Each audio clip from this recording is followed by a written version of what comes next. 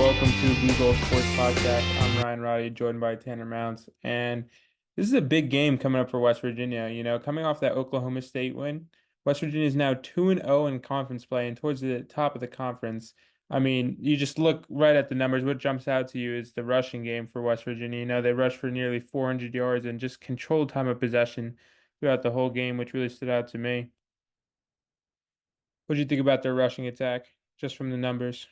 Yeah, I mean, I think the most impressive thing about it was how balanced it was. It was everybody in the backfield. I mean, obviously, Jaheim White gets Offensive Player of the Week. A lot of the focus is on him. 19 carries, 158 yards, just over 8 yards per carry and a touchdown. Like an incredible day for him. Fans should be super excited that that's the first time that we've really seen him be explosive. You saw it all of the last season where, you knew that he was probably going to take over the starting role over CJ Donaldson, but you hadn't really seen Jaheim White take over a game like we saw him do a season ago. And now this is the first time that you've seen that. 8.3 yards per carry for over 150 yards and a touchdown is great. But then you also have Garrett Green at 8.6 yards per carry. He gets a touchdown on 10 carries, just under 100 yards.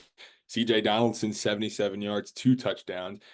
You had Nico Marchiol come in there for a little bit too with Garrett Green hurt. He showed off his legs. He was running linebackers over. He was doing all sorts of things, making some excited plays. 46 yards for him. And like you said, 389 yards on the ground is an unbelievable number. But to me, it was the balance of the rushing attack. And I think that gives credit to the offensive line more than it does just the running backs in the backfield. Like I said, obviously Jaheim White was great, but whether it was CJ Donaldson, Garrett Green, Nico Marchiol, no matter who was in the backfield, there were holes all over the place for West Virginia to run through.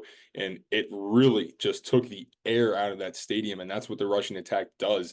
There was no time for Oklahoma State at all on offense. Their defense was just exhausted. It was long drive after long drive. And then West Virginia's defense would force a 3-and-out.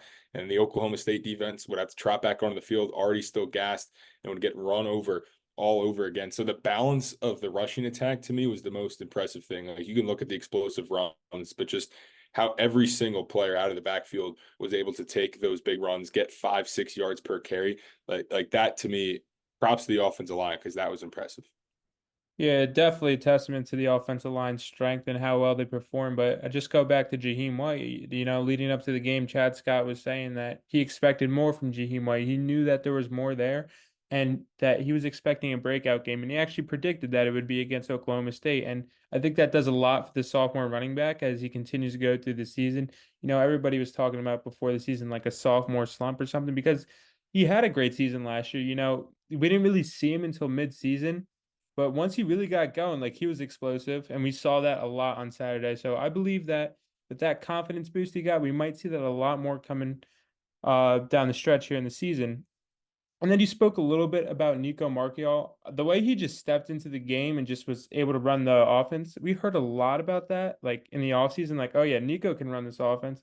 Like, yeah, we have full confidence in running this offense, and we saw that. So I mean, they were right about that. He stepped in like just a couple plays in, delivers a strike to Traylon Ray, gets West Virginia's first touchdown of the game. And then he didn't have another passing attempt, but on the ground, like you said, he was dominant. That truck defender, ESPN top 10. I don't know if it made it, but it should have. That was for a quarterback to run over a safety like that. That was crazy. But yeah, like the passing game, it was not as prevalent as maybe fans would like it to be, but when the running game, why shy away from the running game? Like, yeah, passing game is more fun to watch. Like, running game could be slow at times, but when you're running like that against a Power Four team, against a Big 12 opponent, like, why shy away from it? And then on the defensive side of things, I just looked straight to Josiah Trotter. That toe tap interception was really special. That's an NFL interception. I bet his dad would be very proud of that. Um, West Virginia's leading tackler again in the game, and now they're leading tackler on the season. So it's a lot for the redshirt freshman. Yeah, no, the defense as a whole looked phenomenal since basically the second half. I mean, the fourth quarter of the Kansas game on to this Oklahoma State game now. And, maybe it has something to do with Jordan Leslie being up in the box. Maybe it doesn't. He did say that it kind of helps slow the game down for him, takes the emotion out of the game, those sorts of things for making those calls. But they were flying around the field. They had plenty of 3-and-outs. You mentioned it, 2 interceptions. The secondary finally got one before it was a defensive edge rusher that was able to get one. So now the secondary gets one, a linebacker gets one in Trotter there. So all three aspects. The defensive line was great. They got to the quarterback a bunch, as they've been doing more and more as the weeks have gone on through this season. The secondary looked much, much better. The defensive calls looked better. They looked like the defense that fans saw all of last year. And that to me is big. And like you said, I mean, Josiah Trotter he's going to be a stud. And if people aren't realizing that already, I don't know what kind of football they've been watching. Obviously, they haven't been watching him, because he is all over the field. You've heard about him since spring camp and the spring game. And Neil Brown saying, this is going to be a guy that does a little bit of everything. And now he's really showcasing that little bit of everything on the field. And like you mentioned, that interception, just an incredible play. But it was an all-around defensive effort. It was the first game of the season that you really saw all three levels of the defense, the defensive line, the linebackers, and the secondary really make plays. And there wasn't one area particularly that you can look at that game and say, that group struggled. You could look at the Pitt game and say, the defensive line was great, but the secondary really struggled. The Penn State game, the secondaries was all right. The defensive line and linebackers struggled to contain Drew Allar. Like every game so far, there's been something that you can look at the defense and say that they were not good. But this Oklahoma State game, they put all three levels together. And for the first time, it wasn't perfect by any means. That's not what I'm trying to say. But for the first time, there weren't any major holes in the defense. And that was a really big sign to see. And if West Virginia can partner that with the rushing attack that fans have been waiting for all season long, I mean, you're not going to get 389 yards on the ground every single week, but you start to put together close to 200-yard gains that West Virginia fans have been waiting for, that people have kind of been expecting with the backfield, with Garrett Green and the offensive line. You partner that with a defense that's getting stops, and all of a sudden now you have a really complete football team. Yeah, I just really agree with you there. They were playing like a unit, and they're gonna have to play like that with number 11 Iowa State stepping into town this weekend. But we'll get to that in a second. You just looking at the numbers. West Virginia on third down, 9 for 15, which is a vast improvement from them earlier in the season. But even when they didn't get it on third down, they went for it on fourth down. The commentators were calling him fourth down Neil Brown, the way he kept going for it. But should have been, so they were 2 for 4 on fourth down. Should have been 3 for 4 with that Garrett Green slide. Everyone kind of goes back to that play. Yeah, West Virginia won 38-14, but everyone was like kind of like thrown off by that play. Like Garrett had a lot of open field and slid a little too early, and maybe some fans thought he was at the line to gain. He got a first down, but Chad Scott actually talked about that this week, and he's like, yeah, he just doesn't get it. Like jokingly, he was like, he just doesn't get it. He doesn't know when to stay up. Like when it's time for him to stay up, he slides. When it's time for him to slide, he stays up. So just like that decision, that like in-game decision making. Let's see if that continues to develop for Garrett Green. But overall, the offense, they had a day. I mean, Oklahoma State didn't get to return a single punt. The one time we saw Ollie Straw come out, right back to the sideline, penalty roughing the kicker. So just really impressed by that West Virginia offense. Yeah, and you kind of touched upon it a little bit. The passing game wasn't perfect for West Virginia, but why it didn't have to be. And when you rush for as many yards as you do, it doesn't have to be. But that is something that has to be cleaned up for West Virginia, because, like I said, you're not going to rush for 389 yards every single week. This was a little bit of an anomaly game. Iowa State is going to be coming in with the sole purpose. I remember the last time leading up to this game in our podcast last week, we talked about it, that teams are going to load the box up against West Virginia. They're going to force them to have to throw the football. And if Iowa State is not watching the film from this Oklahoma State game and thinking to themselves, we have to contain the run, let everything else behind us go, let Garrett Green throw and beat us, make him throw for 350 yards to win the game, because you haven't seen it yet. And Garrett Green, as good as his legs were in that game, as good as the offense was, 9 for 15. You'd like maybe a little bit of a higher completion percentage, maybe some more shots down the field, only about 10.5 yards per completion there. No touchdowns. I know Nico had that great 10-yard strike on by the goal line there.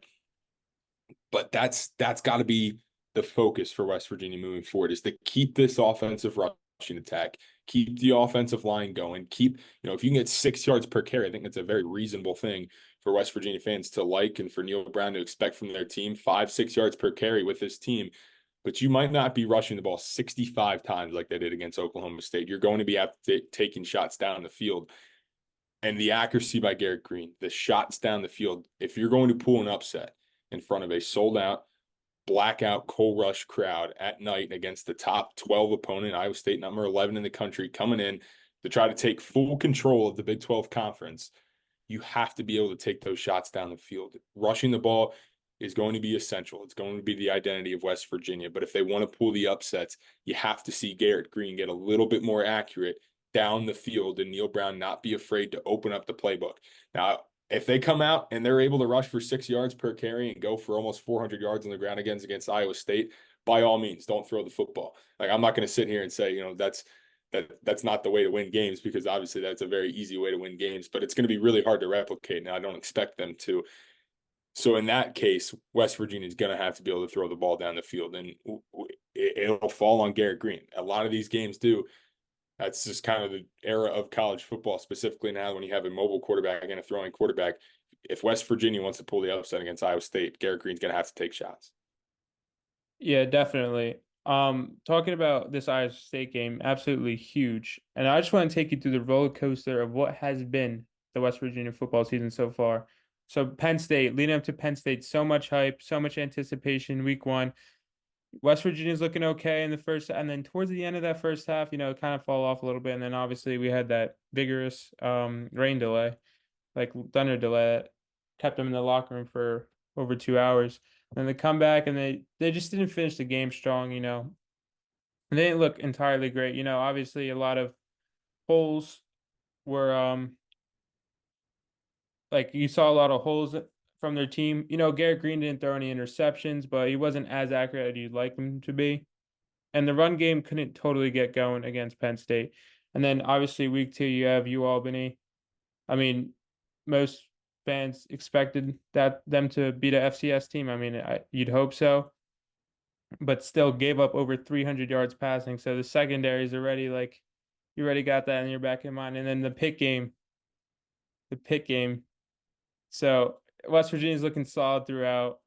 And then just at the end, up by 10, like I can guarantee that fans don't want to hear it anymore, but that's still like in those late game situations, having your defense be ready for those, I think was a big takeaway from that.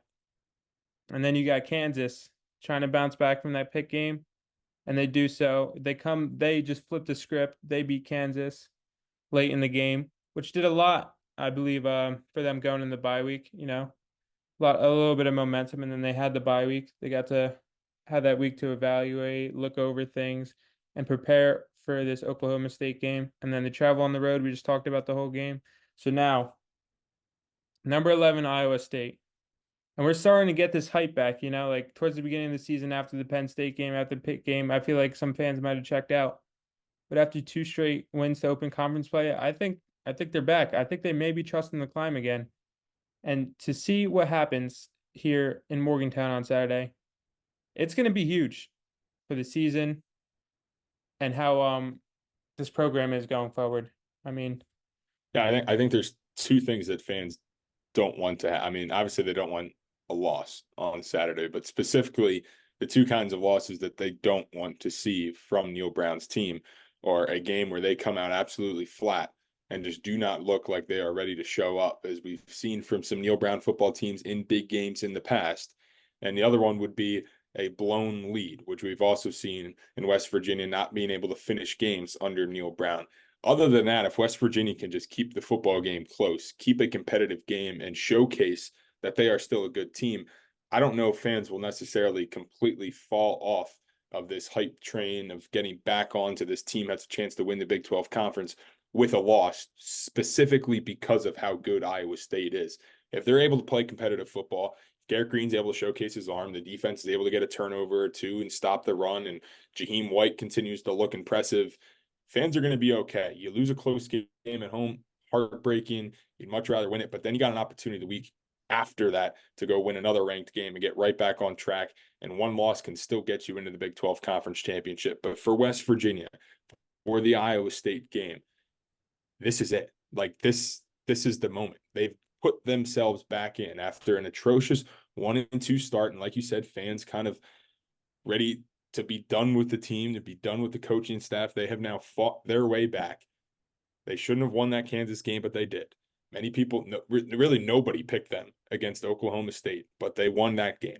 They are now 2-0, and the opportunity presents themselves. You have the Cole Rush game that was designed for Penn State, but you could make the argument that it's almost better to have it now at this point in the season in a must-win game that could put you in the driver's seat to get to Dallas and get a playoff spot at night, sold out, biggest opponent outside of Penn State. This is the moment for Neal Brown. This is the game that he's got to win. This team's got to win this game. He has yet to have one of these type of wins. We've seen a big one against Baylor that saved his career. You saw a big one against an okay Oklahoma game. He almost beat Oklahoma on the road a couple seasons ago, fell short in that one. These are the games. Like, he's had a couple of these, but this one seems different because this one, the implications are there. It's not just a big game that fans in West Virginia can pull an upset. It's an upset that can put you in the driver's seat to go make the college football playoff. And those implications have fans right back in the seats, like you said, Ryan. They are bought back in. The Milan Pushkar is going to be rocking when that Cole bell rings and that team's about ready to take the field. I can only imagine the hype video that the media team and creative team there for Milan Pushkar is working on to get the fans going, because it is going to be insane. It's going to be the first night kickoff with the new lights, like everything. You couldn't draw it up better for West Virginia in a bigger game. So I'm excited to see how the team's going to come out. And like I said, the two things that cannot happen if you are Neal Brown is a slow start or a slow finish, and both of those could cost you the games. If they can avoid those, keep it close, and maybe pull an upset, this program, I mean, the sky becomes the limit then. Yeah, I mean, totally agree with you there. But just like looking at this Iowa State game, this Iowa State team a little bit, it all starts with their quarterback, Rocco Becht. I mean, son of West Virginia Hall of Famer, who'll be honored at the game on Saturday, Anthony Becht. He runs their offense. He gets it out to multiple people. On the season, he's got 9 touchdowns, 3 interceptions, and just around, I believe, 1,600 yards. And so he's their guy back there. They have a running back by committee, so they run a good offensive scheme. So I believe the defense is going to be the focus for West Virginia here, obviously. What do you have to say about that? Yeah, they're a super balanced offense that's going to beat you in a lot of different areas. Like you said, Becht is what makes it all go. He's very like Garrett Green, not in the mobile sense, but like he's the most important player for their offense in that kind of sense. You mentioned some of the stats. Running back by committee, they've got 3 running backs, all with 41, 48, 48 carries. They're all over 200 yards as well. So very balanced offensive rushing attack. Receiving as well, they've got 2 guys specifically with the tight end Brammer that are over 400 yards then. So those are the 3 that West Virginia is going to have to look out for. And specifically when you get to the red zone, Jaden Higgins has 5 touchdowns on the year. They love to go to him deep. He's been an explosive play guy, 6'4" senior that goes up, is great in the red zone. Him and Becht have great connection there. They've done it 5 times this season. The offense is balanced. So yes, specifically for West Virginia, you're going to almost have to pick your poison, but you have to keep Becht in the pocket. When he gets out of the pocket, I know he's not very mobile, but he makes plays, and West Virginia struggles with that. If they can get pressure onto Becht and make him uncomfortable and not seeing things, not having time to pick apart West Virginia's secondary, it could make a long day for Iowa State because everything kind of goes around him. They've got great balance around him, a good offensive line, but everything goes around Becht. Defensively, Iowa State's one of the best defenses in the Big 12. It's going to be a struggle for West Virginia to score points, but if they're able to take the time out of the clock, you won't necessarily need to score a lot of points, and you do that with running the football, and that's going to be important for West Virginia in this game. I see West Virginia having to make this a game in the 20s. If this gets out of hand and gets to 30, 40 points, I don't know if West Virginia is going to be able to keep up against the Iowa State defense like this, because when you match the Iowa State and the Cyclone defense up against the Mountaineer defense, it is a huge advantage that goes towards Iowa State there. So I see Iowa State being able to get a couple stops. West Virginia, if they're not able to, they're going to have to be able to run the football to take time out of the game and help their defense out. Yeah, and you look at this matchup from the West Virginia offense and the Iowa State defense. Neil Brown alluded to this. He said that Iowa State's got some big boys up there up front. You know, their defensive tackles, they're big, they're tall, and so that really opens up the possibility for these quick passes, the quick screen passes. You know, get your guys out in space. So I don't know if we're going to see a ton of CJ Donalds in here, but I believe that Jaheim White is going to be the guy. If somebody's going to beat Iowa State's defense, I believe it's going to have to be Jaheim White on the ground.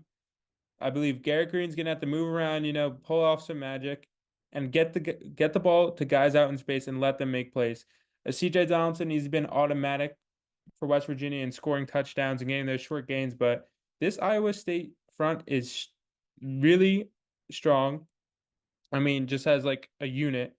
And so I don't know if West Virginia is going to be able to effectively move the ball against them. So it's just But yeah, I mean, I think the other thing that they're going to need is a wide receiver to step up.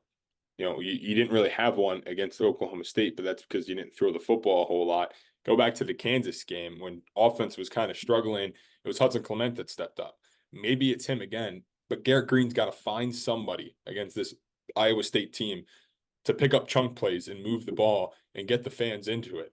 Maybe it's Traylon Ray. Maybe it's Cole Taylor, the tight end. Maybe it's Rodney Gallagher of that sort, or someone. Someone's got to be Garrett Green's guy to go to that has a big game. You're going to need a wide receiver that gets up well over 100 yards and gets about 7 or 8 catches because, like you said, running the football might be an issue against this Iowa State team. And if that's the case, like it was a little bit against Kansas, you're going to have to find other ways to move the ball. And Garrett Green hasn't really had, besides that game with Hudson Clement, a wide receiver be on the same page with him for an entirety of a football game.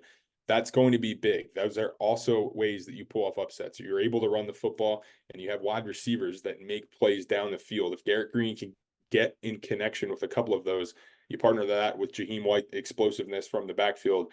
I think that's going to have to be the recipe for the Mountaineers. most definitely. And if it's Hudson Clement, great. You know, he's been really consistent for West Virginia. You know, broke out last year, and then he's just been, hey, look, I wasn't this one time, this one hit wonder. I'm not just a cool story. I'm a good player that can go out there and make plays. But a player to look out for that West Virginia might be getting back this week is Justin Robinson.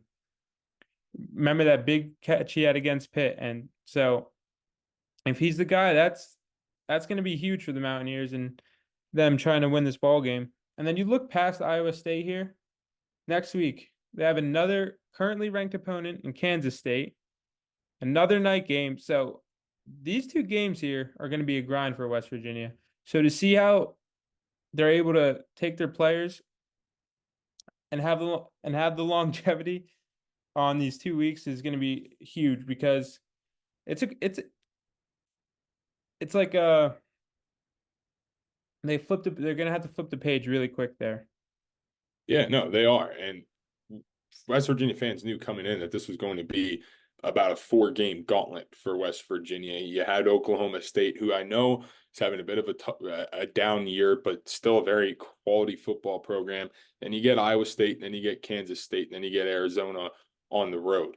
4 very tough games for West Virginia. You could conclude before the bye as well. Kansas was in the top 25 to start the year. Another team is having a little bit of a down year, but nonetheless, the opportunity is there. Nobody really expected West Virginia to necessarily go undefeated in the Big 12 this season. I know there were aspirations to win the conference, but that doesn't mean that you have to go undefeated to do so.